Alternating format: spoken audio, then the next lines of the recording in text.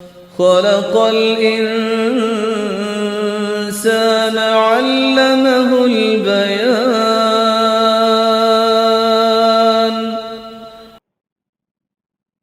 نحمده ونصلي على رسوله الكريم، أما بعد، فأعوذ بالله من الشيطان الرجيم.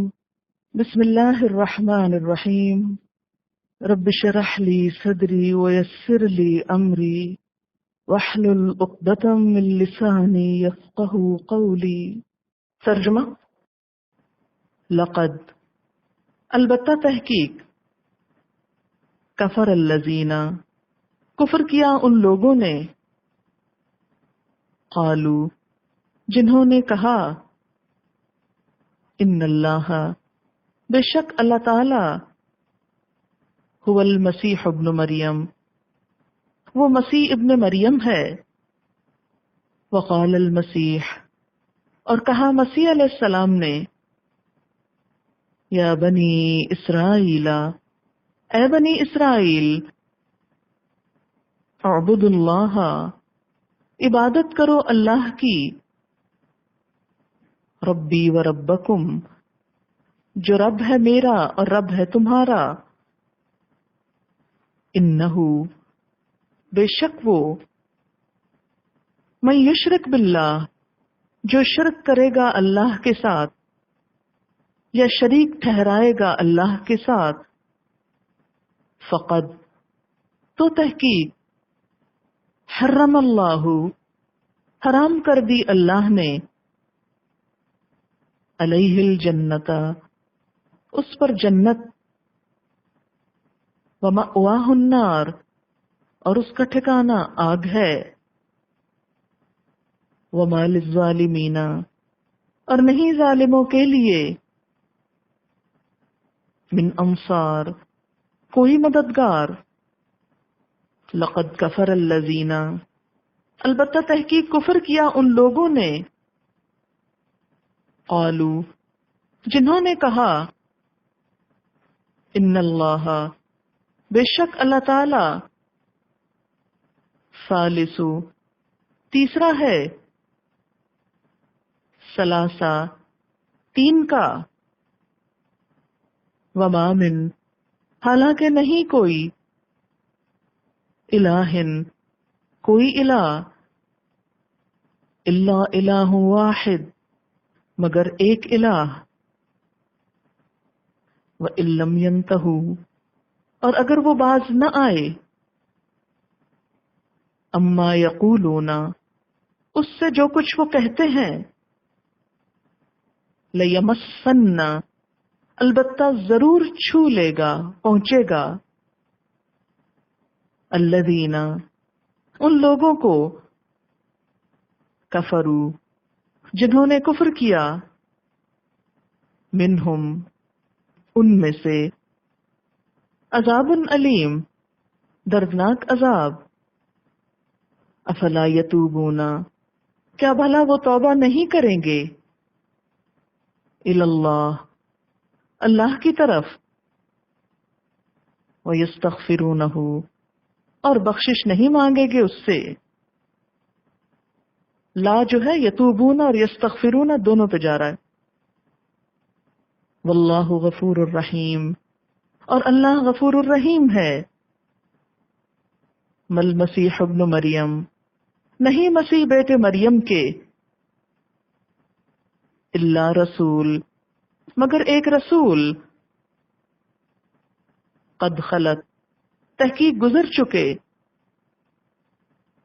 من قبلہ الرسل، آپ سے پہلے کئی رسول، وامہ، اور آپ کی والدہ، صدیقہ، سچی عورت تھیں، راست باز تھیں، کانا، وہ دونوں تھے، یأکلان، کھایا کرتے، الطعام، کھانا، انظر، دیکھو، کیفا، کس طرح، نبینو، ہم بیان کرتے ہیں، لہم، ان کے لیے الآیات آیات ثم انظر پھر دیکھو انا کہاں سے یؤفکون وہ پھیرے جاتے ہیں. قل کہہ دیجئے اتعبدون کیا تم عبادت کرتے ہو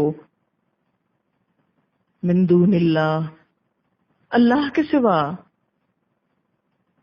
ما لا یملک جو نہیں مالک لکم تمہارے لیے درن کسی نقصان کے ولا نفع اور نہ نفع کے واللہ اور اللہ هو السمیع العلیم وہ سننے والا ہے جاننے والا ہے.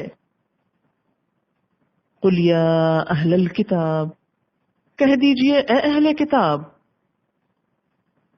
لا تغلو نہ تم حد سے بڑھو فی دینکم اپنے دین میں غیر الحق نہ حق ولا تتبعوا اور نہ تم پیروی کرو اہواء قوم ایک قوم کی خواہشات کی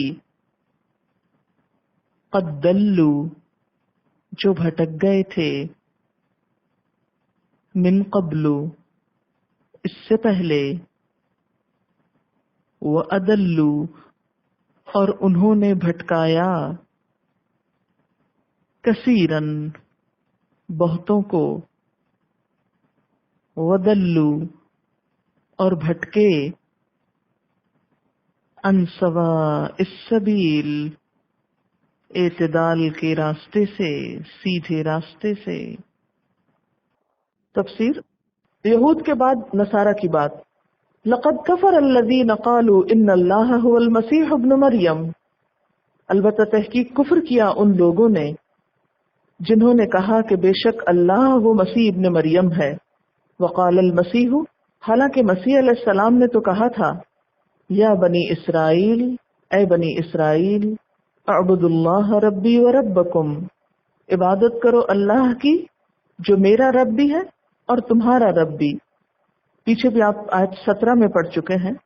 لقد کفر الذین قالوا ان اللہ هو المسیح ابن مریم قل فمن یملک من اللہ شیئا ان اراد ان یہلک المسیح ابن مریم وامہ ومن فی الارض جمیعا وللہ ملک السماوات والارض وما بینہما یخلق ما یشاء واللہ علی کل شیء قدیر. اور یہاں پر کیا فرمایا کہ ان لوگوں نے کفر کیا جنہوں نے کہا کہ اللہ وہ مسیح ابن مریم ہے، حالانکہ مسیح ابن مریم نے اپنی زبان سے کہا تھا کہ اے بنی اسرائیل اللہ کی عبادت کرو وہ میرا بھی رب ہے اور تمہارا بھی رب ہے. یعنی مسیح علیہ السلام کی تعلیم میں ایسی کوئی بات نہیں تھی. انہوں نے لوگوں کو اللہ ہی کی طرف عبادت کی دعوت دی تھی، لیکن لوگوں نے ان کی تعلیم کو بگاڑ کر کچھ سے کچھ کر دیا. آپ کو معلوم ہے کہ حضرت عیسیٰ علیہ السلام نے پنگھوڑے میں کیا کہا تھا؟ سورۃ مریم میں آتا ہے انی عبداللہ میں اللہ کا بندہ ہوں، آتانی الکتاب وجعلنی نبیا مجھے کتاب دی اور مجھ کو نبی بنایا. اب ایک شخص بیک وقت نبی اور خدا کیسے ہو سکتا ہے؟ یہ تو دو مختلف کام ہے نا. تو جو پیغمبر ہے وہ اپنی زبان سے خود کہہ رہے ہیں کہ میں پیغمبر ہوں، میں رسول بنا کے بھیجا گیا ہوں، تم اللہ کی عبادت کرو. اور ان کی واضح تعلیمات کے باوجود لوگوں نے انہی کے اوپر غلط الزام لگا دیے. ماں کی گود میں بھی انہوں نے یہی کہا تھا. سورۃ مریم کی آیت 36 میں آتا ہے وَإِنَّ اللَّهَ رَبِّي وَرَبُّكُمْ فَاعْبُدُوهُ هَذَا صِرَاطٌ مُسْتَقِيمٌ اور بے شک اللہ ہی میرا رب اور تمہارا رب ہے، اسی کی عبادت کرو، یہ سیدھا راستہ ہے. پھر نبوت کے بعد بھی انہوں نے یہی کہا تھا. سورۃ آل عمران آیت 51 میں ان اللہ ربی و ربکم فاعبدوہ ھذا صراط مستقیم بے شک اللہ ہی میرا اور تمہارا رب ہے، اسی کی عبادت کرو، یہ سیدھا راستہ ہے. یعنی پنگھوڑے میں، ماں کی گود میں، پیغمبری کے بعد ہر موقع پر ایک ہی بات کہی، لیکن افسوس کہ انہی کی بات کو بدل دیا گیا. اور یہ بھی آپ پڑھ چکے ہیں کہ قیامت کے قریب جب دوبارہ آئیں گے تو پھر یہی تعلیم دیں گے. انہوں نے خود کو کبھی بھی خدا نہیں کہا. پھر اللہ تعالیٰ فرماتے ہیں انہو من یشرک باللہ، بے شک بات یہ ہے کہ جو بھی اللہ کے ساتھ شرک کرے گا وہ جان رکھے فقد حرم اللہ علیہ الجنہ، اللہ نے اس پر جنت حرام کر دی، ومأواہ النار، اور اس کا ٹھکانہ آگ ہے۔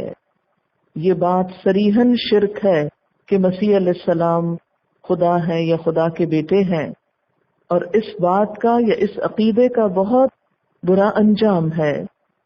جو اللہ کے ساتھ کسی کو بھی شریک ٹھہرائے، کسی پیغمبر کو خدا بتائے، فقد حرم اللہ علیہ الجنہ، اللہ نے اس پہ جنت حرام کر دی، ومأواہ النار، اس کا ٹھکانہ آگ ہے، وما للظالمین من انصار، اور ظالموں کے لیے کوئی مددگار نہ ہوگا، وہاں کوئی کسی کے کام نہ آئے گا۔ ان کا شرک کیا تھا؟ پیچھے آپ غلو میں اچھی طرح پڑھ چکے ہیں، آگے بھی پھر آ رہا ہے غلو کی بات، لیکن یہاں شرک کا بھیانک انجام یاد رکھنے کی ضرورت ہے، کیونکہ یہ انجام یاد ہوگا تو ہی شرک سے اجتناب ہو سکے گا۔ پھر دوبارہ ان کے عقیدے کے اوپر تنقید کی، لقد کفر الذین قالوا ان اللہ ثالث ثلاثہ، البتہ تحقیق کفر کیا ان لوگوں نے جنہوں نے کہا کہ بے شک اللہ تین کا تیسرا ہے، تین میں سے ایک ہے۔ وما من الہ الا الہ واحد، اور نہیں کوئی الہ مگر ایک ہی الہ ہے، الہ تو بس ایک ہی ہے، لیکن انہوں نے ایک کے تین بنا دیے۔ یاد رکھیے عقیدہ تثلیث، ٹرینٹی، 4 صدی عیسوی کی ایجاد ہے، اور اس عقیدے میں بھی اختلاف ہے۔ بعض کے ہاں تین کون ہیں؟ باپ، بیٹا، روح القدس، اور بعض کے نزدیک باپ، بیٹا اور ماں، یعنی حضرت مریم بھی اس میں شامل ہے۔ اللہ تعالیٰ فرماتے ہیں وما من الہ الا الہ واحد، کوئی الہ نہیں مگر ایک ہی الہ ہے۔ وَإِن لَّمْ يَنْتَهُوا، اور اگر وہ باز نہ آئے، وہ نہ رکے، اما یقولون، اس سے جو کچھ وہ کہہ رہے ہیں، یعنی اپنے اس قول سے باز نہ آئے تو کیا ہوگا؟ لَيَمَسَّنَّ الَّذِينَ كَفَرُوا مِنْهُمْ عَذَابٌ أَلِيمٌ، تو ان میں سے جس نے کفر کیا اس کو دردناک سزا دی جائے گی، یعنی وہ اپنے انجام کو پہنچ کر رہے گا۔ پھر اللہ تعالیٰ دعوت دے رہے ہیں کہ توبہ کر لیں۔ افلا یتوبون الی اللہ، کیا بھلا یہ لوگ اللہ سے توبہ نہ کریں گے؟ کیا یہ اپنے اس عقیدے سے باز نہ آئیں گے، واپس نہ پلٹیں گے؟ ویستغفرونہ، اور اس سے معافی نہ مانگیں گے؟ واللہ غفور الرحیم، اور اللہ غفور الرحیم ہے، یعنی جو واپس آ جائے گا، پلٹ آئے گا، استغفار کرے گا، اللہ اس کو معاف کر دے گا۔ مل مسیح ابن مریم الا رسول، مسیح ابن مریم تو بس ایک رسول ہیں، یعنی عیسیٰ علیہ السلام کی اصل حیثیت کیا ہے؟ نہ ابن اللہ اور نہ اللہ، بلکہ رسول اللہ۔ قد خلت من قبلہ الرسل، آپ سے پہلے کئی رسول گزر چکے۔ وامہ صدیقہ، اور ان کی ماں ایک سچی عورت تھی۔ اچھا، آپ سے پہلے کئی رسول گزر چکے، یعنی وہ سب بھی تو رسول ہی تھے اور رسول رہے، ان میں سے کسی نے بھی خدائی کا دعویٰ نہیں کیا، اور نہ لوگوں نے ان کو خدا بنایا۔ پھر عیسیٰ علیہ السلام بھی اگر رسول بن کر آئے تو ان کو خدا بنانے کا جواز کہاں سے مل گیا تم کو؟ وہ رسول ہی تھے۔ وامہ صدیقہ، اور ان کی ماں ایک سچی عورت تھی، صدیقہ تھی۔ صدیقہ کا لفظ صاد دال قاف سے ہے۔ صدیق انتہائی سچے اور راست باز انسان کو کہتے ہیں، یعنی ان کی والدہ بہت نیک عورت، بہت اطاعت گزار، فرما بردار تھی، اور پیچھے آپ پڑھ چکے ہیں کہ ان کی نبوت میں اختلاف ہے۔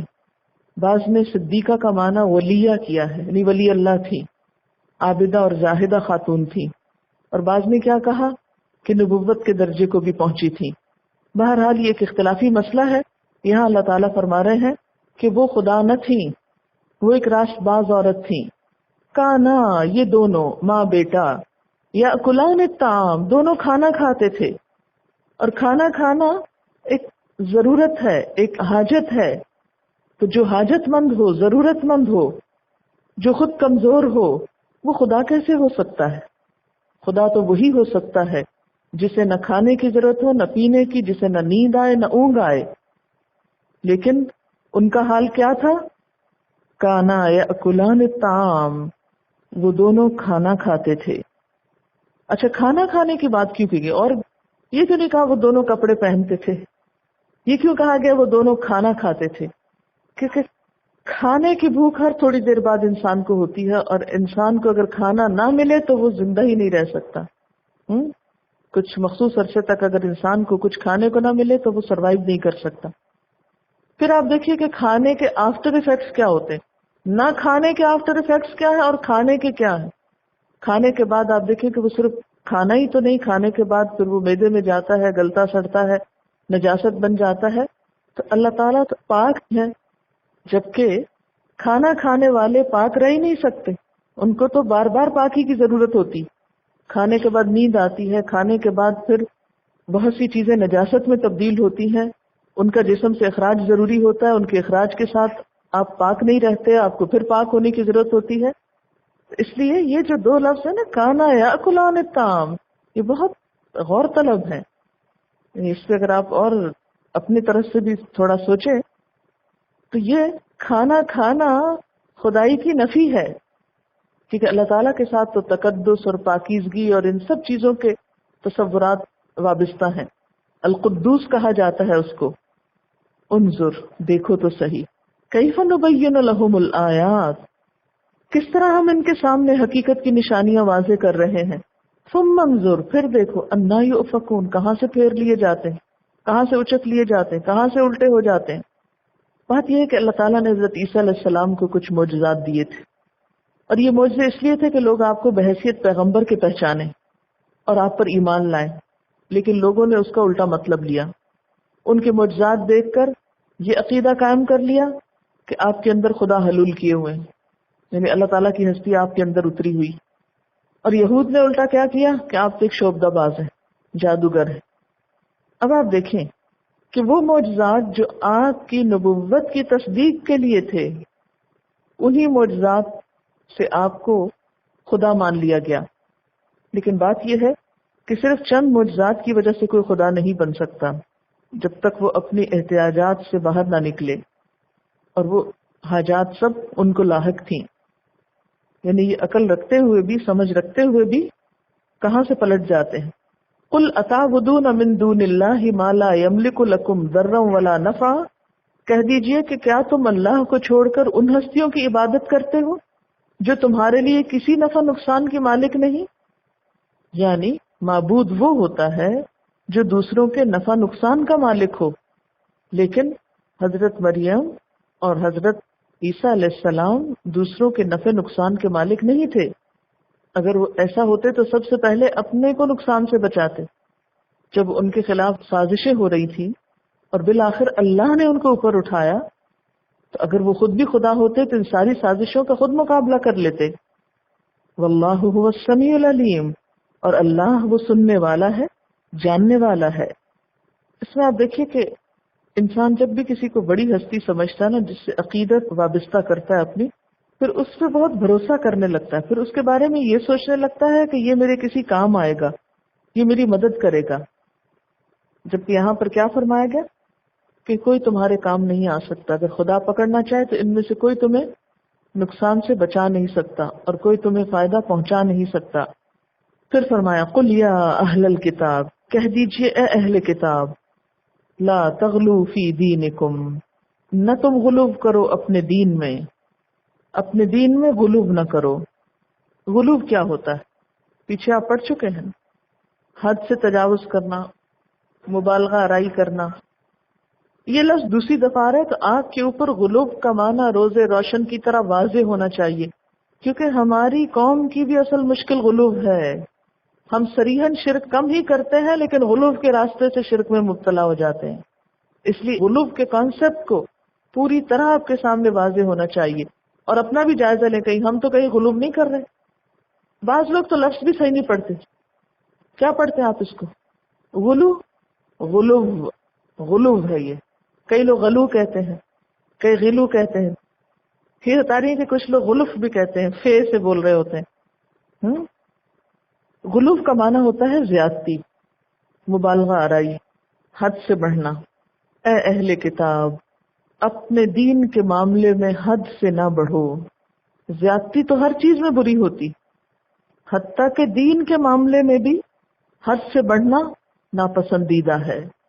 اے اہل کتاب، لا تغلو فی دینکم، اپنے دین میں غلو نہ کرو، غیر الحق، نہ حق، ولا تتبعوا اہواء قوم، اور نہ تم پیروی کرو اس قوم کی خواہشات کی، قد ضلوا، جو بھٹک گئے تھے، من قبل، اس سے پہلے، وَأَضَلُّوا كَثِيرًا، اور انہوں نے بھٹکایا تھا بہت سو کو، وَضَلُّوا، اور وہ خود بھٹک گئے تھے، عن سواء السبیل، سیدھے راستے سے۔ تو اہل کتاب کے غلو کا سبب کیا ہوا کہ انہوں نے دوسری قوموں کی نقالی کی، کچھ ان سے نظریات برآمد کیے جو خود بھٹکے ہوئے تھے، تو ان کی پیروی میں خود بھی بھٹک گئے۔ آپ جانتے ہیں کہ حضرت عیسیٰ علیہ السلام نے جب آ کر تبلیغ کی تھی تو کچھ لوگ آپ پر ایمان لائے جو آپ کے حواری کہلائے۔